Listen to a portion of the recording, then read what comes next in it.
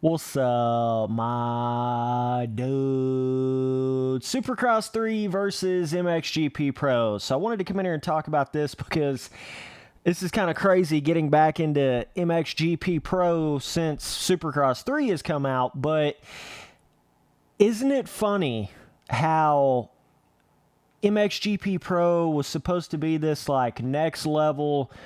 They named the entire game off of it, right? MXGP Pro. It's supposed to be like next level physics, taking it to another level. It was just MXGP, MXGP2, MXGP3, and then MXGP Pro. So you would have really, I don't miss the popping off. You would have thought, MXGP Pro was going to be like this potentially sim arcade hybrid, or at least on the level of like reflex physics. You would have thought down that sort of a road, right? But isn't it funny how Supercross 3 comes out, a year or two later? It is not like Supercross Pro or whatever you want to call it, right? It's just Supercross 3, just a normal game. And the skill gap and the physics of that game are literally 3 times what MXGP Pro is, but without the jankiness, right? This is what I was trying to explain so heavily back in the day with some of the videos that I was making on MXGP Pro that a lot of you guys weren't really understanding. You were thinking like, oh, well now, because I would talk about like Supercross, the first game, and some of the older MXGP games, right? And I would be like, man, they really need to, add some more skill gap, add some more leaning forward and backwards, add some more physics feel to it, give you some more movement. So when MXGP Pro got announced, I feel like it gave a lot of you guys the idea that it was just like, okay, there's your more skill gapped arcade motocross game, Spencer. There it is. There you go. So when this game came out, it wasn't just skill gap, dog. It wasn't just more movement and more of an advanced physics system to an arcade motocross game. That's not what this was at all. This was a failed attempt at that, okay?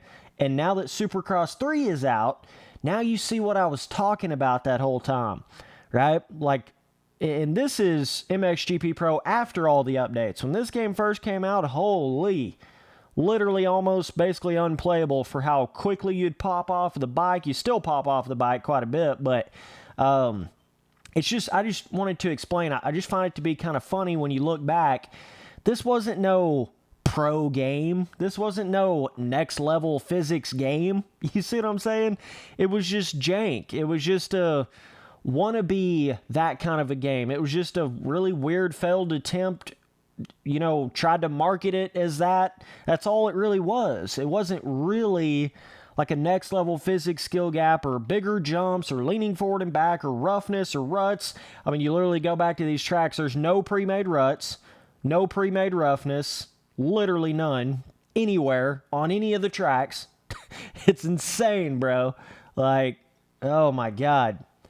I feel like it was one of those things where it really tricked everybody and confused everybody in the sense of it was kind of like when, MXGP Pro was announced and all that. It was like, okay, let's see when Milestone tries to make this advanced physics system and more of a hardcore arcade motocross game. Let's see how they can do it. And it was just such a disgrace, such a not what it should have been at all, that I think it kind of turned a lot of people off to that whole idea of a more skill-gapped Milestone game and a more movement on the bike and, more inertia to the physics and the whole 9 yards. It kind of turned everybody off to that for how janky MXGP Pro really was, right? So then it was just kind of turned into one of those things of like, let's just go back to the first Supercross game or whatever once MXGP Pro came out. Let's just go back to that kind of feeling, right?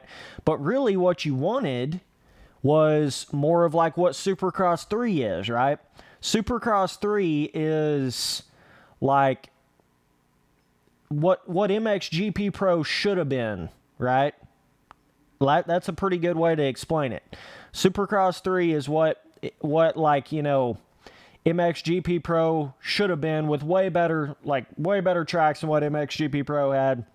It's got the skill gap to it, right? And the movement on the bike and the more advanced physics compared to the first two Supercross games and all the other Milestone games, but it's not janky. It's not like instantly pop off, instantly slide out. All the weird little physics issues they had with MXGP Pro, I just feel like it kind of put a bad taste in everybody's mouth whenever they thought of any sort of a, like, you know, more advanced arcade motocross games, like physics system or whatnot, right? But oh my God, bro, like you can go back and play MXGP Pro and it literally feels like, what even is this game, bro? Like, I can't even move on the bike like after playing Supercross 3, you know what I mean? Then you go back and play Supercross 3 after playing MXGP Pro and it's not even a question. Supercross 3 is 5 times the game of what MXGP Pro is. 5 times the game, bro. And I'm not even over-exaggerating that at all when I say that. Like I say, people might not catch on right away, but you will see if they continue down these roads of like the Supercross 3's improvements, it's just going to get better and better and better. And I'm not saying Supercross 3 is perfect. You know what I mean? It's not Reflex, right? But holy is it better. It just feels more like a properly made arcade motocross game. You know what I'm saying? You can still hop into Supercross 3 as a full-blown beginner dude that ain't never really played a whole lot of motocross games and still have fun with this game. A lot of people had got these weird ideas in their head like, well, they have to make the first and second Supercross games so easy and so, you know, it's made for a 2-year-old, made for a 90-year-old grandma. Anybody can play it. They got to make it like that because it's an arcade motocross game. They got to make it for everybody. And that's not even what it was, dog. Like, it was so basic. It was almost like mobile arcade motocross level physics in those first two Supercross games. There was no inertia. There was no real movement to the bike. So it wasn't just a case of they were trying to cater to everybody. It was literally a case of they didn't even have the freaking, the physics inertia capabilities. They didn't even have the capability of making a game like Supercross 3 at the time. That's why you saw such a basic physics system in those first two Supercross games. It's not even a question to me now what the greatest Milestone game is. It's not even up for debate in my mind. I mean, it is Supercross 3 so far ahead of all those other ones, it ain't even funny. I can hop back in this game and actually have fun with it. Like, I can't do that with any other Milestone game. Literally, I can't do that. And yeah, I'm a simulator player, but before I was an MX Sim player, I was a hardcore Reflex player, bro. That's how I even really, like, started getting into MX Simulator, was because I'd already played Reflex every single day for, you know, 4 or 5 years straight, and got so deep into the 360 version of Reflex and got into the PC version of it, and that's what kind of made me even start to get into a game like MX Simulator. A lot of people think I just sort of started on MX Simulator and all I know is MX Simulator, and I've never played arcade motocross games. I don't really know, you know, the full spectrum and scale of arcade motocross game. Dog, I get it. I understand what it is. I've been through down the roads. I've been through it all with the Reflexes and the older motocross games and all these Milestone games and some of the newer MX versus ATV games. Like, I've seen the spectrum, bro. Like, I know how it works, what makes it fun, what, you know, what inertia, like pushing a physics system too far to the point to where it's too complicated for an arcade game, you know what I mean? Like, you know, it's one of those things, I felt like Reflex was perfect in that sort of category. It was just difficult enough to where it had this endless skill gap filling, enough movement on the bike, you know, freeness to the filling of the bike and everything, not so restrictive.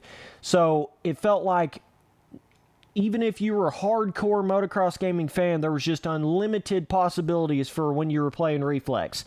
That you felt like you could play it forever. You can still go back and have so much fun on Reflex for the skill gap of it.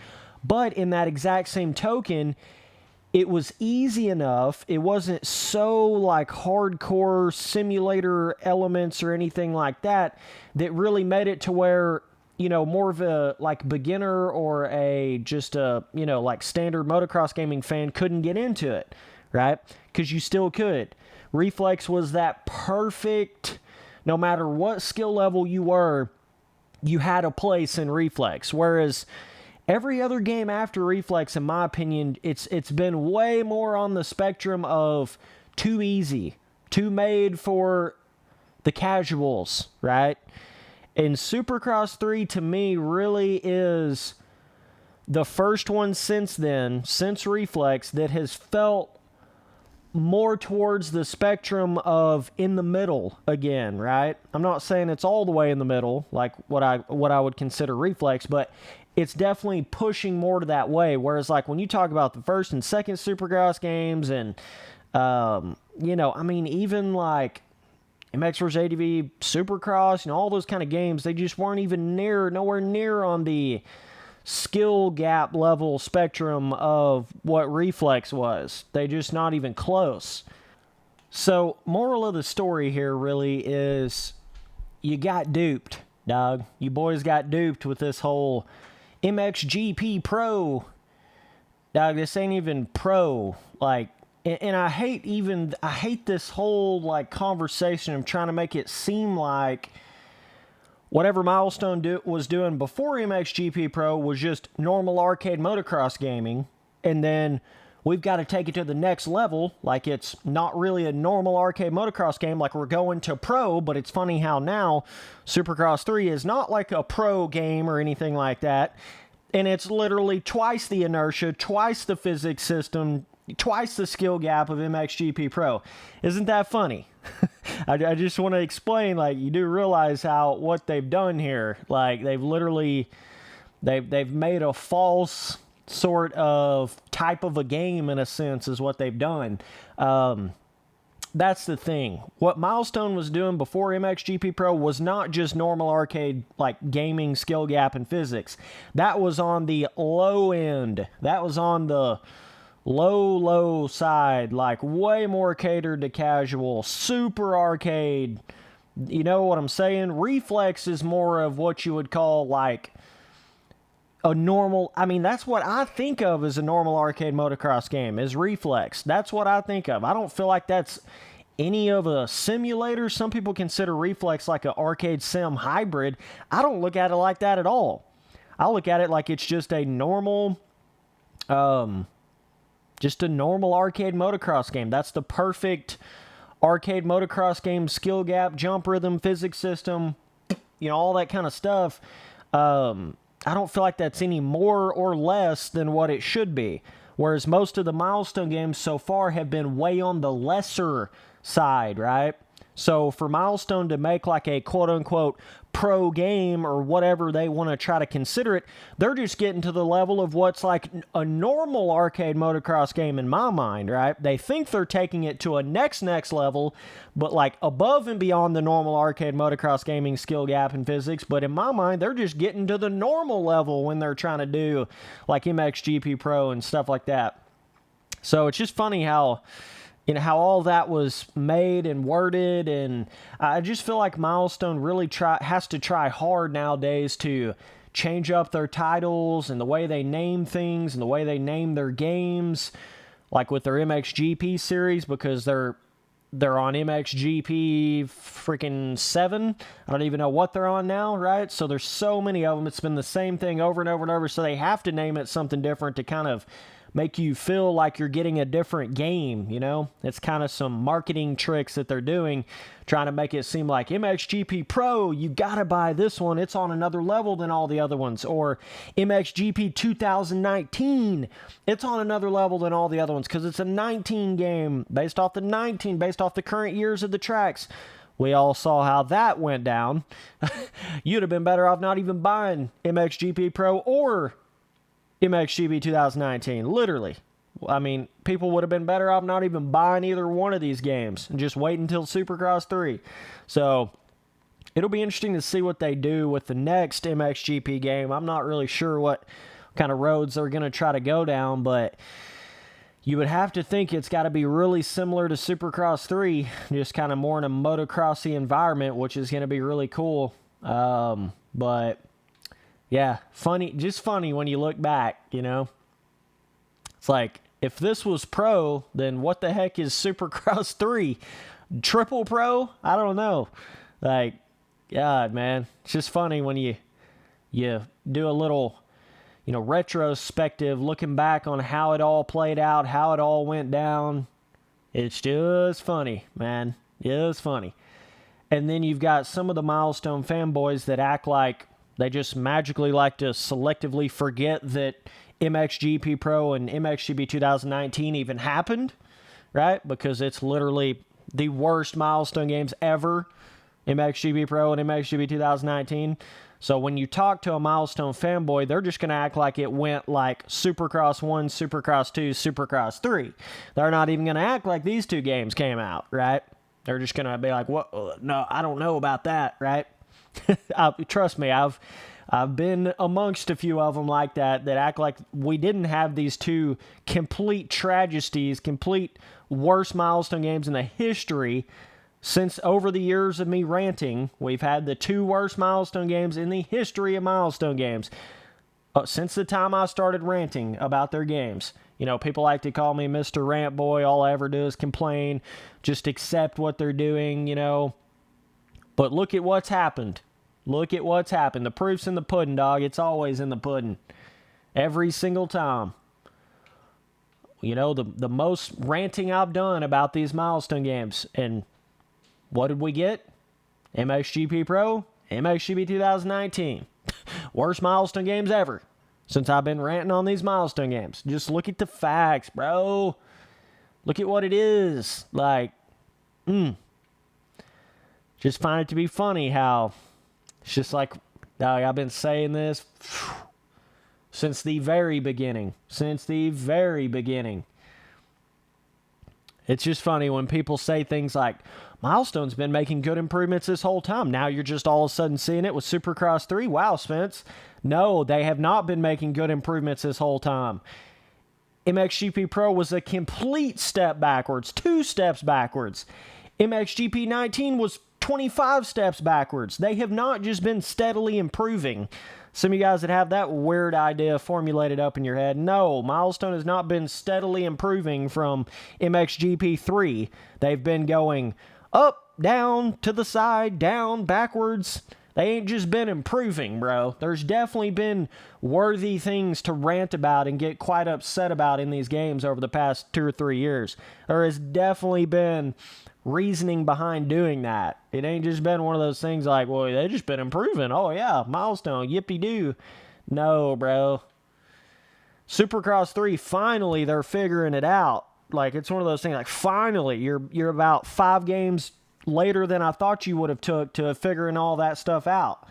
They were just so much further behind in their whole entire physics system than what I had realized back in the days of like MXGP 3. They were so much further back than I think a lot of us realized, right? So then what happened was every game from like MXGP 3 to Supercross 3 was really just a beta test of their physics. That's basically what it was. Some of you guys don't want to admit that, but that's really what it was. You know, Supercross, the first game was like they've started actually getting jumps on the track, but the physics were still nowhere near where they needed to be. The inertia was nowhere near where it needed to be. Way too super arcade. So when we go to MXGP Pro, they go way too far the other end, and it's janky, right? Then it's like Supercross 2 is kind of like MXGP Pro with the first Supercross game. They're still not got it. Still ain't got it figured out. Then it goes to MXGP 2019, just complete disgrace, right? And then finally, Supercross 3, it's like, oh, okay. Now that we've spent another $300 on your game, you're finally starting to figure it out. Wow. Nice. Nice, dog. So, yeah. I mean, this to me is, they are light years ahead now from where I thought they were going to be stuck in that same old Milestone, no real feeling to the bike. That was my whole problem with the Milestone games this whole time. Everything else is just kind of side stuff when you really think about it. Like, when you're talking about, you know, track content, track design, skill gap to the tracks, all that kind of stuff, whatever, track editor, this, that, and another. The most important part, like I've always said, is the feeling on the bike. And pretty much all of the previous Milestone games didn't even really have a feeling on the bike. their physics were so outdated, so at a infancy state that they weren't even remotely developed in the inertia, physics, movement. You know what I'm saying? They weren't even close to having that down back in the days of, like, you know, when they went from, like, MXGP 3 to the first Supercross game. I mean, they weren't even close to where I thought they would have been at that point in time. So it's taken them now another 4 or 5 games before we've even gotten something even remotely like, oh, okay, that's more like what an arcade motocross game is supposed to feel like, right? Like, we just been lost in this. I don't even know what it was. Like, I don't even know what it was for the past 2 or 3 years. I don't know, bro. But I'm glad they're getting it, whether or not it was, you know, partnering up with, or basically selling out. That's a better way to put it. They sold out to THQ Nordic, right? So they're under the same parent company as MX vs. ATV. Whether or not that's what caused this whole change, that's definitely, you know, you would suspect at least some of it was from that for sure, because all of a sudden Milestone makes a inertia filling to the bike game that they've never really done before, right? So, yeah, it was definitely on THQ Nordic in some kind of a way for sure. It's hard to deny that at this point. But either way, I'm just glad they're getting it figured out either which way. But this is what I was trying to explain this all over all those rant videos on all those Milestone games over all the years. This is what I was talking about. Now you're seeing directly what I was trying to explain that whole time. This game has a feeling to the bike. The first and second Supercross games didn't have a feeling to the bike compared to this. You understand what I'm saying? This is an actual feeling. There's a feeling to it. If you don't have inertia to a game, it just becomes so flat and so boring. There's just nothing to the game. You feel like you're playing a mobile game, right? But when you start getting the inertia, that's what makes a game fun, is the inertia feeling to the game. Like, everything's not so laser exact movement. I mean, it's just, that's called basic physics design to a game. When something doesn't have inertia to it, that's just basic. That's not developed. You understand what I'm saying? That's what the Milestone games have been before Supercross 3. It's not developed physics systems. It's pre-inertia physics systems, right? So the fact that they've finally been able to get that with Supercross 3 is just, whew, it's going to save the franchise, man. If they can keep this up, it's literally going to save the entire franchise. I mean, it was getting to the point where I just couldn't even play a Milestone game anymore. Like, and now I can still come back to Supercross 3, you know, weeks and weeks, months later, and it's fun. You want to know why? Because there's a feeling to the bike. There's inertia to the bike. Holy. You see why I stressed that so much back in the day?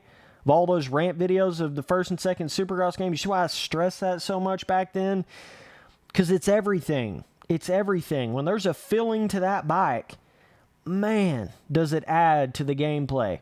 It don't matter what you're riding on. You know what I'm saying? If the bike's got a feeling to it, dog, it's the whole game in a certain sense.